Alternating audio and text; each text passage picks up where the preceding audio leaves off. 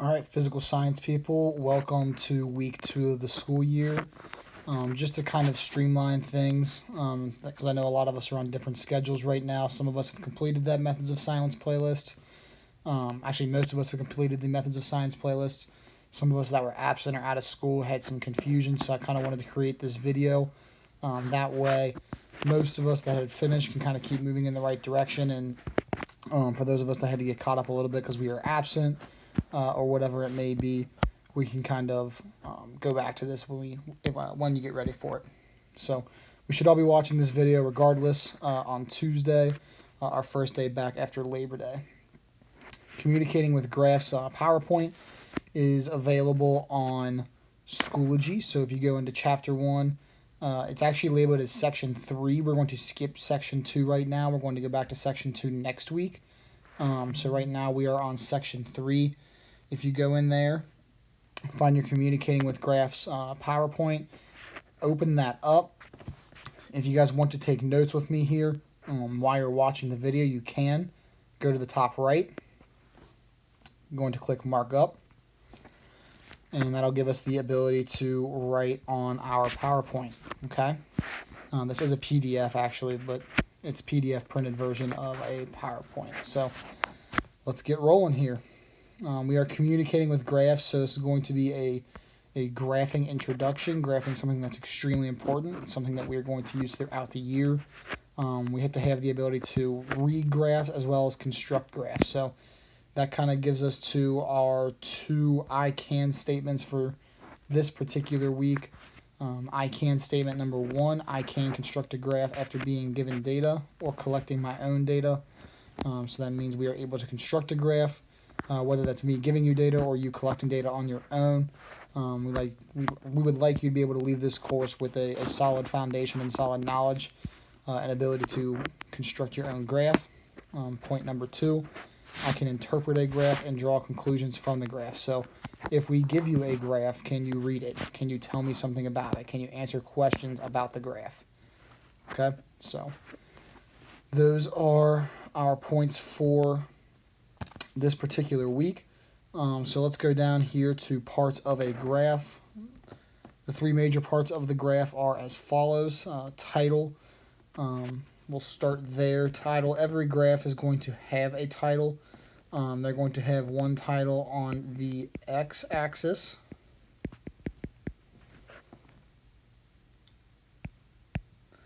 Another title on the y-axis. And another title for the graph as a whole. So we'll call that the graph title.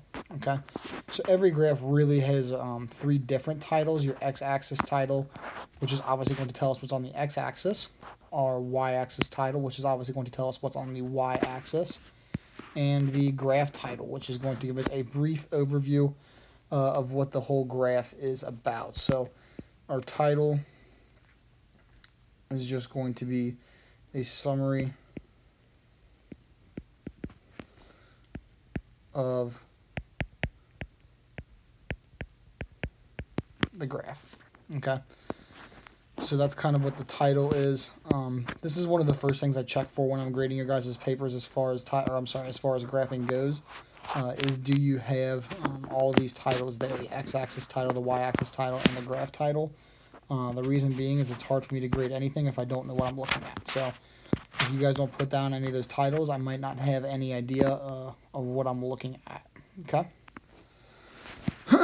Excuse me. Going on to the second point here. The independent variable. This is a variable that is controlled by the experimenter.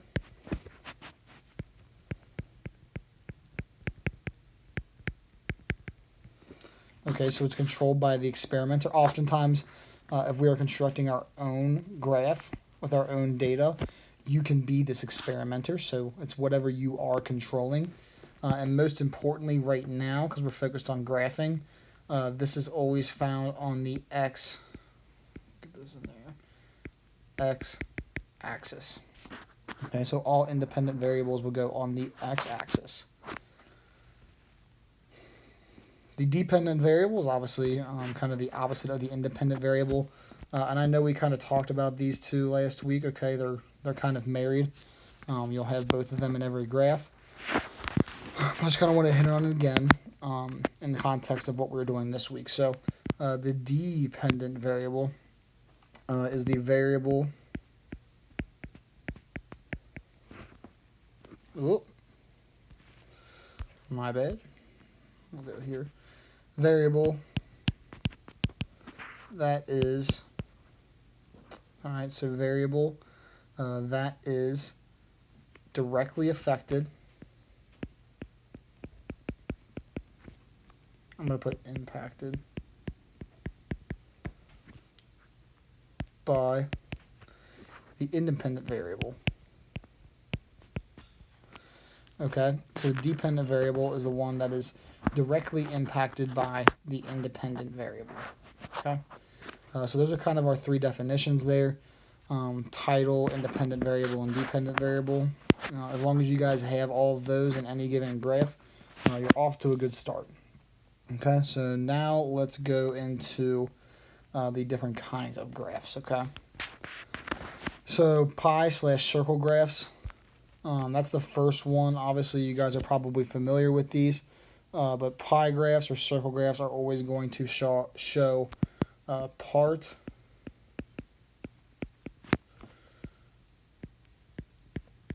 of a whole. Okay, so part of a whole, and what that means here is if you look over here at all of our percentages, okay, 38, 17, 14, 12, 10, and 9, if we add all of those up, it will give us 100%, okay? So whenever we do whenever we do a circle graph, it is always going to equal 100%. All of your parts are going to equal 100%. Reading a pie/circle graph, that's obviously pretty straightforward. You kind of just go to whatever part you're looking at. This particular one has a key. Okay, so for this particular one, you would need a key. Sometimes you will see people write in the actual circle what each section is. So you would sometimes see someone put it in the circle like that rather than have the key. Either way is fine. And like I said, each part is a percentage, and then the area that it's taking up in the circle is representative of how large the percentage is. So 38% is our largest percentage here, so it's going to have the largest pie out of the piece. It's going to have the largest piece of pie out of the circle graph. Okay. Oh, I'll get a drink of water. So notice in our graph here that we have a key that shows what the area is representing, a title for the graph, and that all parts add up to 100%. So I kind of hit on all that, but just so that way you guys have more knowledge on that. There we go. All right, so line graphs. What do line graphs show? Line graphs are used to show the change of one piece of information as it relates to another. Okay, so we're going to say change or relationship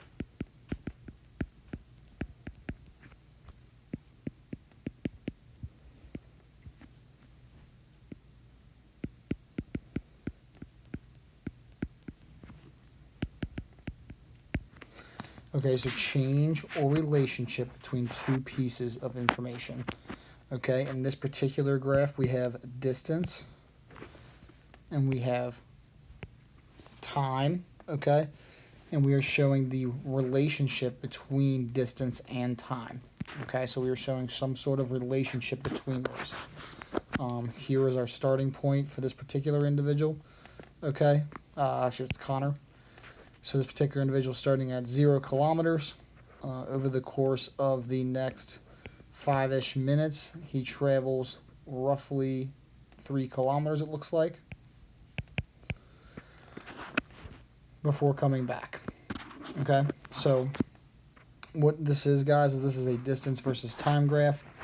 This is something that you guys might not be familiar with yet, but it's something that we are going to be familiar with as the next couple of weeks come together here. It's one of the first things we're going to talk about is distance versus time graphs once we get out of the introductory chapters, okay?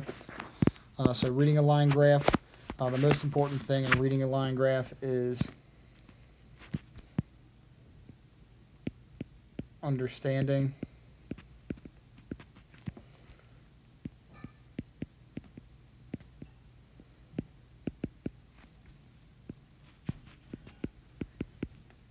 the relationship between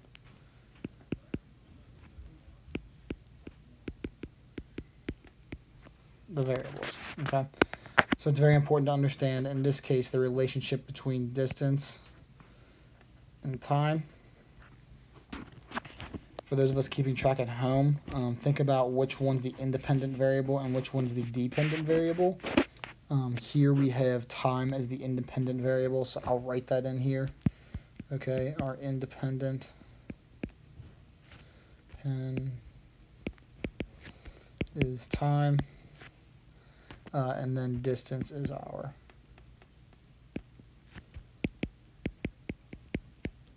dependent. Remember, our dependent variables go on the y-axis, and our independent variables go on the x-axis. Sorry, this blue line here came from when my screen freaked out earlier. So now we're going to talk about lines of best fit. Lines of best fit are still a line graph, but this is what's called a scatter plot. Okay, I didn't write that in there. I can write it in now. Scatter plots are a little different than a line graph like we talked about earlier with distance and time. Scatter plots basically are plotting a bunch of data points. So we can see that down here. We have a bunch of data points plotted. Okay, we have height in centimeters over here on the y-axis. Remember that it being on the y-axis makes that the dependent variable. And down here on the x-axis, we have the weight in kilograms, okay? Obviously, everybody's heights and weights are going to be somewhat different, but different in the sense that two people, even if you both are the same height, 6 foot, you obviously can have two different weights, right? But what we are trying to show here is that generally, as height increases, okay, as height is increasing here, so is our weight.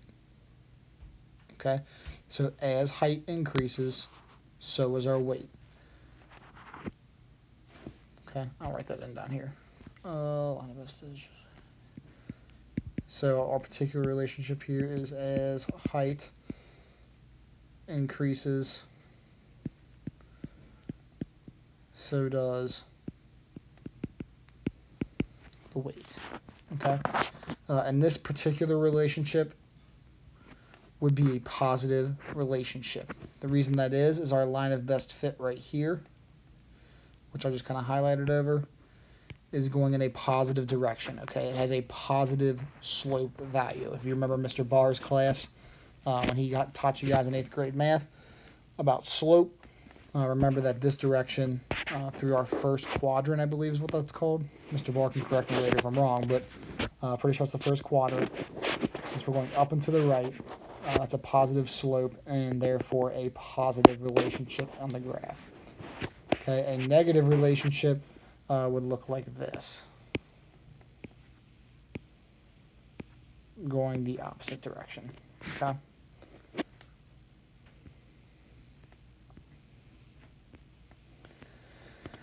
Bar graphs. What do bar graphs show? Bar graphs are used to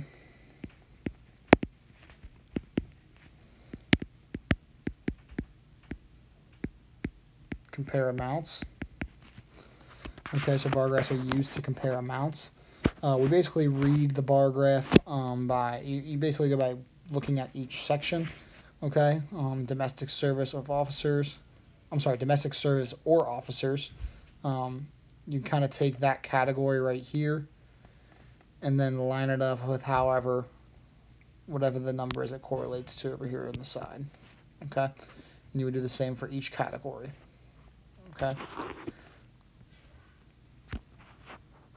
Notice that this graph has a title.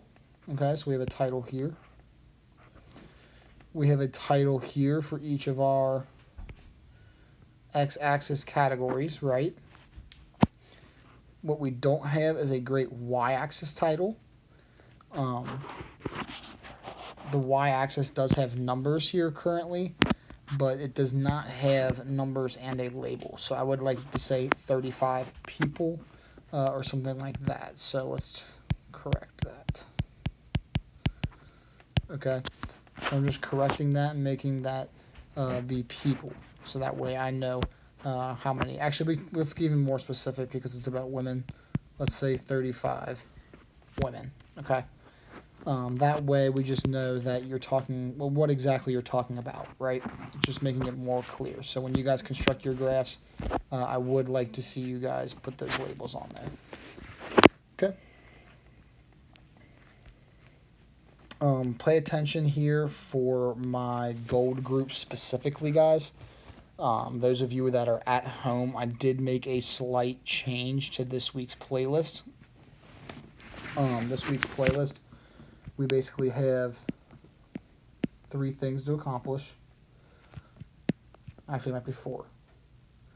So the first one's going to be this video with your notes. Okay, I don't care how you took notes. It could have been on a notebook, piece of paper, pen and paper if that's how you wanted to do it. It could be on the iPad like I am doing currently. However you want to make notes, just make sure you are taking notes that best fits you. You guys are sophomores. I'm not going to tell you guys how to take your notes. You can make that decision on your own. Second is a graphing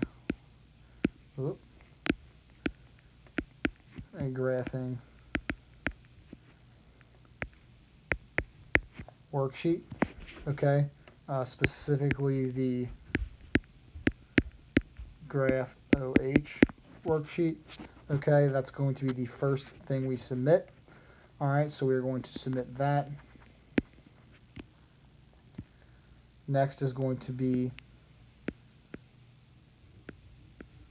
graphing worksheet number 2.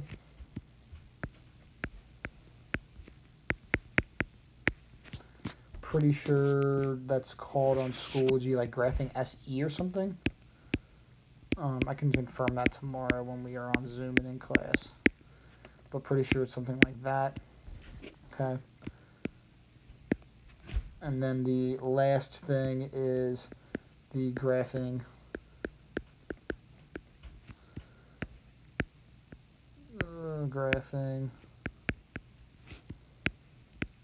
gizmo. Okay, the graphing gizmo is obviously online at your Gizmo account that you created on your iPad on the first day of school. I think we got everybody into that. So we should all be in Gizmos for that. If you're not in Gizmos, you need to let me know ASAP. No. Okay. Let me know ASAP if you are not in Gizmos, alright? If you're not in Gizmos, we'll get you in so that way you can complete this assignment. There is a handout that goes with that. So that's our playlist for the week, guys. That should get us through about Thursday, just so everybody's on the same page. Today, well, you're watching this video on Tuesday. I'm recording it on Monday. So this is going to be video and playlist for Tuesday. Wednesday is going to be playlist. Maybe the checkpoint at the end of the day. Thursday is going to be checkpoint and review. Friday will be your quiz. I'm going to write it down here.